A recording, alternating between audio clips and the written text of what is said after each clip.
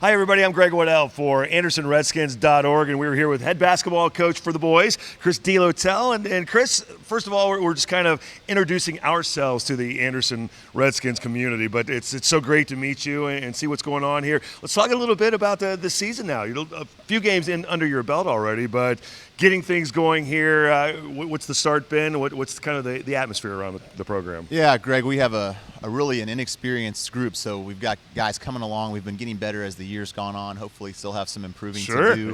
Yeah. But we graduated a number of our most experienced players after last season, so our guys are getting adjusted to varsity basketball, which for many of them is for the first time.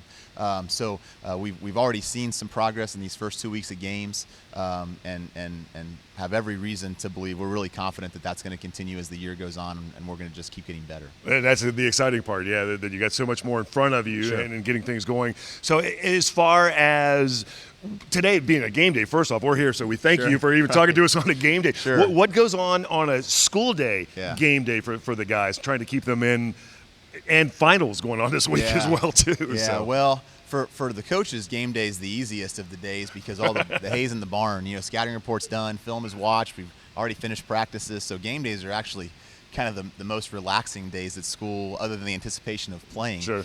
For the kids, I'm not sure that it's quite the same way. They're probably a little more excited on game day than on a day for practice. The coaches, I'd be okay if we just practice every day. That would be fine with me. Just like a coach, Yeah, practice is the best part. But so the kids hopefully are just focused on their exams today, and then we can worry about Milford once we get to about 2:40 today. Now, there's so much rich history with Anderson athletics and throughout the city of Cincinnati, and anybody that follows high school sports knows about Anderson sports. So you've got a lot of coaching experience here at the school to help build upon what you're doing too. This is your 6th year, so you've got the experience, but you get to kind of also get a little bit of help with that too. Yeah, our staff is really experienced. My assistant is Chris Carletti, who was our girls coach here for a long time. He's won 300 games. Wow. Frank Brandy was the boys coach before me for over 20 years. His son Michael's a senior on our team, and Frank's coaching our freshmen this year. So he's gotten back into coaching after taking a little time off to watch Michael play as he was Sure. growing up. And then Jeff Geesting, who won a state title here in football, is our 8th grade coach. So I've been really fortunate to come here as somebody who wasn't from here, and have this great collection of coaches that I've kind of been able over the years to coerce into helping me out. And so that's great for me as the head coach to have experienced assistants, but it's also more important than that, great for our kids because they're getting, really quality fundamental instruction all the way up through the program, which, in the long run makes us better at the end. Absolutely. So we're doing this interview in the auxiliary gym now, and it's brand spanking new, and it's gorgeous, and it looks great.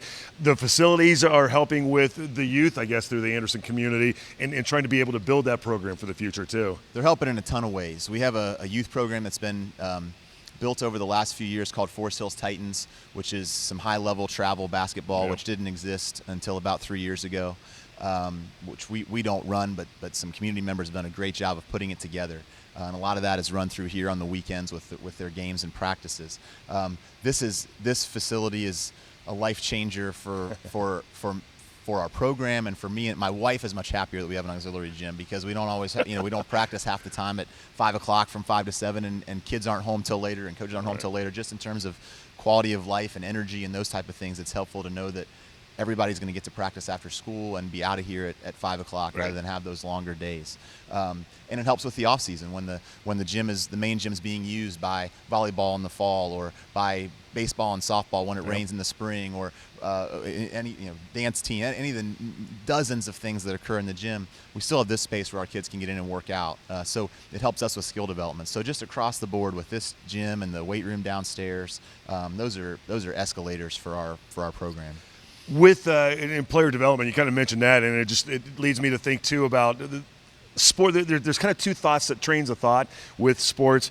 There's so much basketball nowadays. I mean, kids are playing year round, but for coaches, and you're hearing more about it nowadays about how they like to have multi-sport players. Mm-hmm. What's kind of your mindset on that, and having guys that either concentrate solely on basketball, which obviously is better for you, but yet still have that well-rounded opportunity to play other sports? Yeah, I mean, we feel like it's better for us to have as many multi-sport athletes as we can. for one, at a school of our size, we better. You know, if I was reading an article in the newspaper last week about Wyoming, who just, of course, won the football state championship, and it was their basketball coach said, you know, if we start battling for athletes between basketball and football, then no one wins. You know, and we're in very much the same position here, where you know, it's really important that kids are able to play as many sports as they want to. Right. And some kids are going to want to play one, and that's okay too. That's fine, if they want to be, if it's within their best interest is to be a one sport athlete, then we don't need to talk them into doing something they don't want to do. Right.